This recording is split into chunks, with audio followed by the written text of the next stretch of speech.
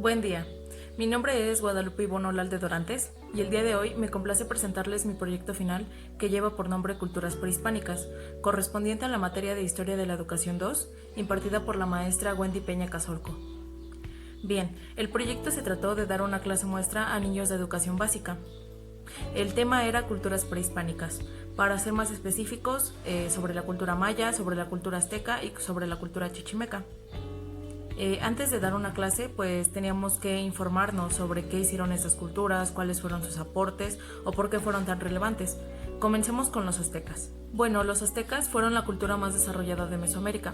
Y como dato curioso, incluso cuando Hernán Cortés llegó, se maravilló de tan hermosa ciudad y se maravilló también de que ellos contaban con un sistema de drenaje, cosa que no contaban en España. Los aportes de los aztecas fueron que ellos jugaban el juego de pelota en honor a su dios Huitzilopochtli, y como dato curioso también, el equipo perdedor era sacrificado a los dioses para que estos trajeran buena aventuranza al pueblo, buenas cosechas, etc. También ellos fueron reconocidos por crear una de las mejores presas, tenían muy buenos ingenieros y su educación era clasista y sexista. Por un lado estaban la escuela Tepochcali, que ahí estudiaban los hijos de plebeyos. Ahí simplemente se les enseñaba a leer y a escribir. Principalmente se les usaba para reparar templos y para cultivar la tierra. Y por otro lado estaban los del Calmecac. Estos chicos eran los hijos de gobernantes, hijos de sacerdotes, hijos de militares, y se les enseñaba para eso, para ser gobernantes o sacerdotes. Ahí se les enseñaba aritmética, álgebra, cálculo, gramática, escritura, lectura, entre otras cosas. Cabe destacar que las mujeres no tenían acceso a la educación, simplemente eran hombres. Los alumnos del Tepochcali podían salir a donde quisieran y casarse con quienes quisieran, mientras que los alumnos del Calmecac pues se quedaban simplemente en su salón de clases, no tenían derecho a salir y sus padres elegían a sus parejas. Posteriormente tenemos a la cultura maya. Esta cultura se destacó entre muchas otras mundialmente, ya que sus principales aportes fueron astronómicos. Ellos inventaron el horóscopo, inventaron el número 0 y además hicieron una serie de predicciones plasmadas en su calendario y cuyo fin es hasta el 2012. A este calendario también se le atribuyen una serie de predicciones que se han cumplido y han sorprendido a la comunidad científica. Y por último tenemos a los chichimecas. Los chichimecas se caracterizaron porque eran un pueblo seminómada. Cuando por fin se asentaron, pues bueno, su educación seguía siendo sexista. A los hombres se les enseñaba a cazar y a cultivar, mientras que a las mujeres se les enseñaba quehaceres domésticas, limpiar la casa, hacer de comer, entre otras cosas. Esta cultura también se caracterizó porque eran muy hostiles. No toleraban a extraños. Si alguno se llegaba a cruzar en su camino, era sacrificado y posteriormente devorado. Eran caníbales. Bien, ahora que ya teníamos todo esto, pues hacía falta ir a pedir permiso a la escuela.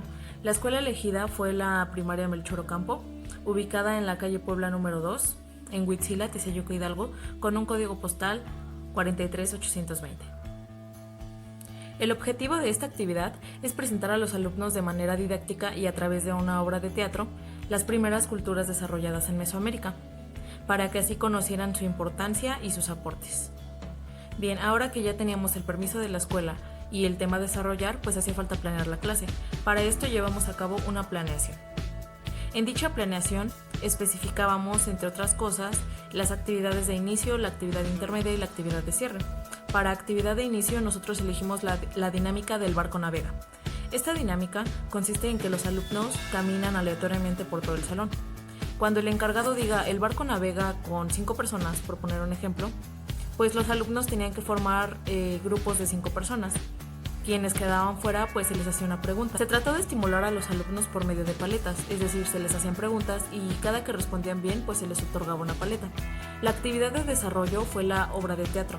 Para esta obra de teatro tuvimos que hacer una escenografía y además un guión. En los intermedios de la obra de teatro entre acto y acto, pues se les hacían preguntas a los alumnos referentes al tema. Y como actividad de cierre llevamos la dinámica del verdugo. Esta consistía en que elegíamos a un alumno, quien era el verdugo, y este nos tenía que dar un número aleatorio.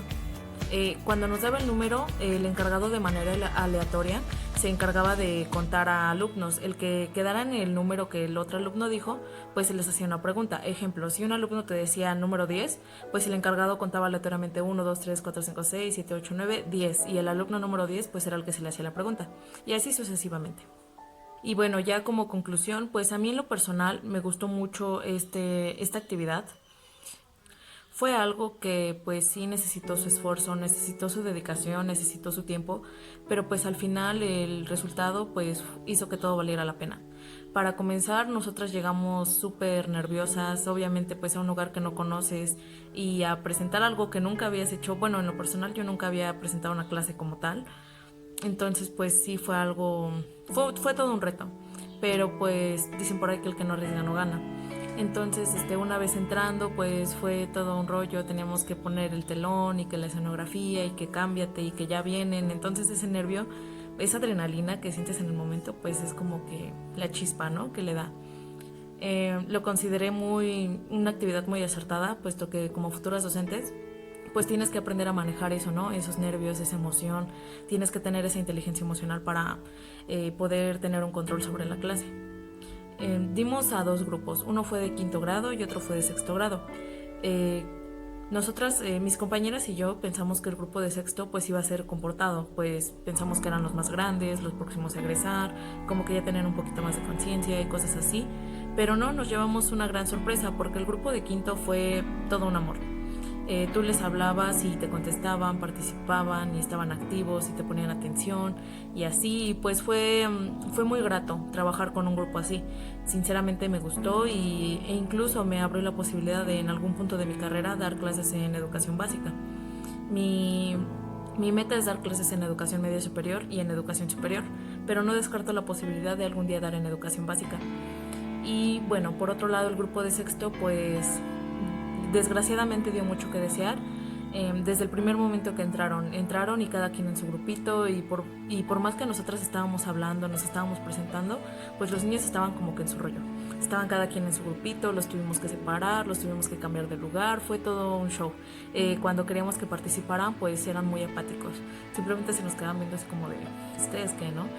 Pero bueno, me pone a pensar que es parte de, como dije anteriormente, es un reto, es algo a lo que nos vamos a enfrentar una vez ejerciendo nuestra carrera y pues que como futuras docentes pues también tenemos que aprender a trabajar con ese tipo de grupos.